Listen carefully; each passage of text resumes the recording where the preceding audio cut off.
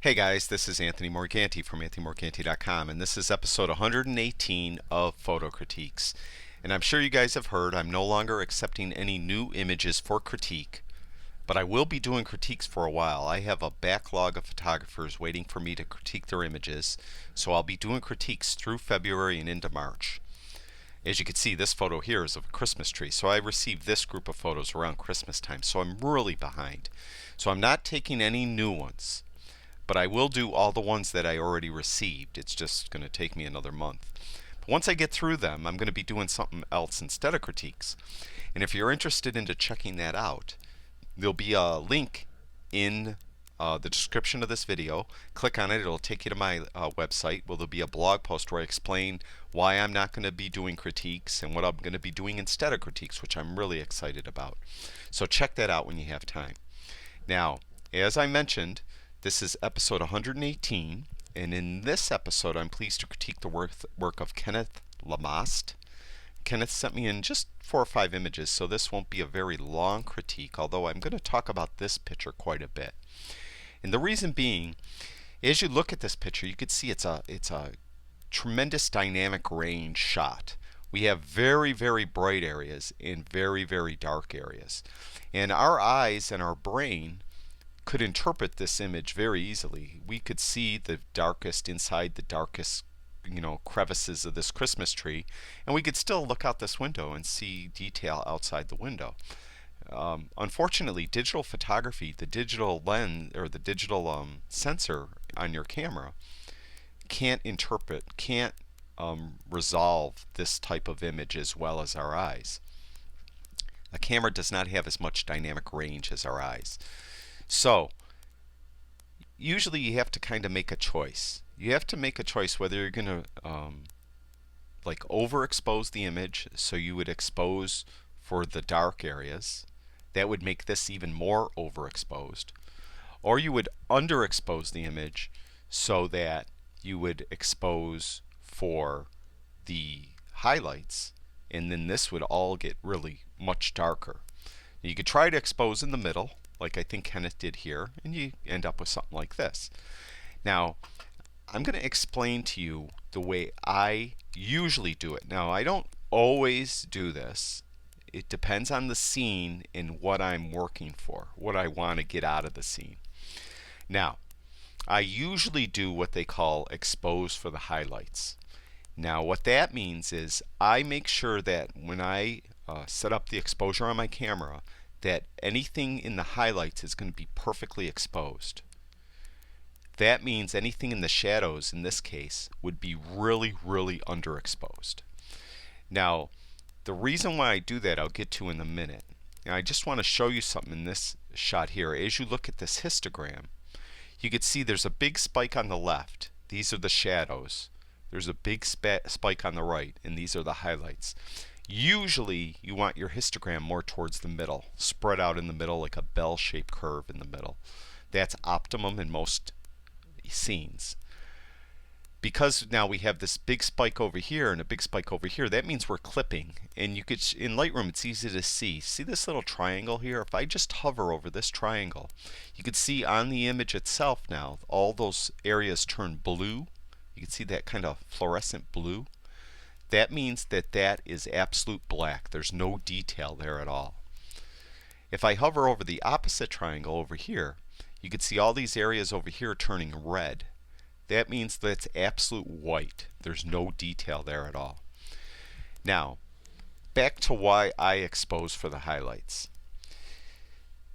If I would have took this shot and exposed for the highlights, or if Kenneth took this shot and exposed for the highlights, all this would be a lot darker. But what you could do with a program like Lightroom is you would go down here to the shadow slider, and you would do what they call opening up the shadows. We move this slider to the right, and you could see all this detail get rescued in the middle of the tree. See that? And now I'm going to put it back for a minute. Look at the histogram when I do that. When I move this slider to the right, see the histogram shift to the right? You can see? So it's actually there was detail in there. and I was able to rescue it with Lightroom. Now, if you shoot in RAW, there's even more detail in there, and you'd be able to really get a lot of nice detail out of this dark areas of the image. Now, you're probably thinking to yourself, well, why don't you just take highlights and take it down and rescue the detail over here? Well, okay, look over here. I'm going to take this highlights slider and slide it down. Yeah, we're getting a little detail, but not much. It seems that with the digital image sensors today, they seem to record the data that's in shadows much more readily than it records any data that's in the highlights. So your inky blacks, hidden in there will be some detail, whereas in those blown out whites, there just never is detail, and there's nothing you could do to rescue any detail. That's why in many instances I do what they call exposing to the right. So I basically underexpose this shot so that I'm sure I'm capturing the detail in these very bright areas. Most of the other areas will be really black, and then I rescue it with the shadow slider and the black slider in Lightroom. Now, it's not all hunky-dory when you do that. Usually, most of the digital noise in an image will reside in the dark areas. So when you do that, I don't know if you could see it, you just invite all this noise in your shot. So as you can see, now this was ISO 1600, so it's going to be relatively noisy to begin with. But if you look, let's say, over here, and then you look over here, you can see there's a lot more noise, a lot more digital noise in this dark area that was totally dark a minute ago that I made not so dark by sliding that slider over. Well, what you could do with Lightroom, you go to the detail panel and you just go to the noise reduction slider and you could slide that to the right, and I could get rid of that noise, as you could see there. Now I just slid that to the right. I didn't even really do it with any care. Most of you guys know I have Lightroom training on YouTube and on my website that's free, and there's an episode where I talk about this panel, the detail panel, in detail. And check that out. I talk about every one of these sliders and how you could adjust them and should adjust them to eliminate noise in your shot.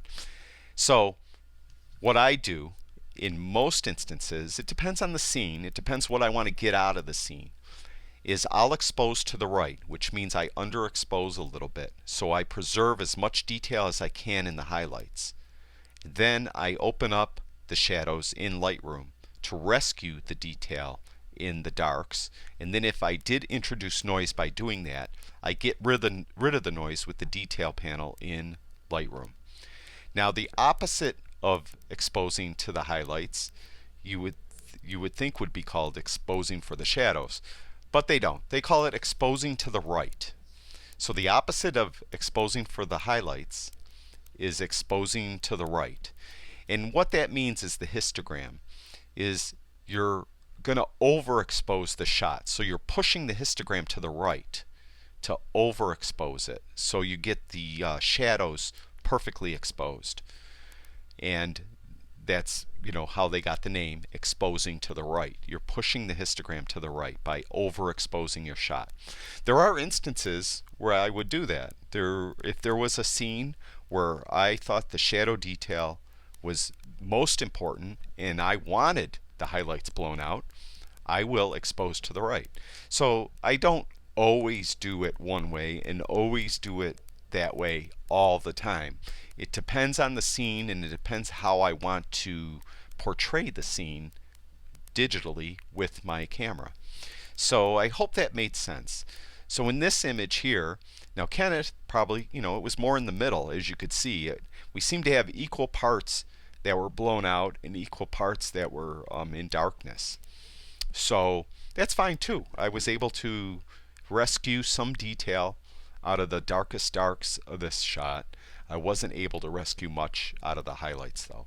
So that is something for you to chew on and get an idea of what you want to do when you're exposing a scene. And if you're wondering about Lightroom and how to do those things, just check out my videos and you'll see how I process things and how I you know um, come across to photograph the scene to begin with. Excuse me. I gotta apologize. I've been fighting a cough off for weeks, so I be clearing my throat a lot and coughing here and there, and I apologize profusely.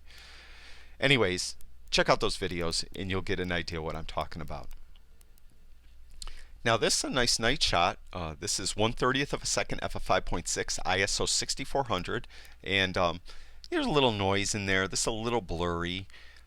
It's not. It's a nice shot though. We have very bright areas and of course very dark areas. And Kenneth did a really nice job on this shot to get it balanced. Because we could have this clock face so bright that we've just got a little bit of the 12 kind of blown out at the top, but it's really in decent shape. We could get it so it's so white we wouldn't be able to see these numbers. But Kenneth did a real nice job on this shot. This shot here, I would ask, what's the subject? What am I supposed to be looking at? We do have some, these power lines. We have some interesting lines here. They're trying to get my attention towards the middle, which is kind of what you would like to do. You like to get the people to try to look towards the middle of the shot. But we have this like tree here, or bush, and it's, not overly interesting. There's not a bird in it. There's not like an orange hanging from it or anything like that that catches our gaze.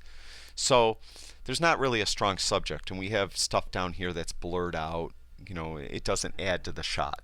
So keep that in mind when you're composing a scene.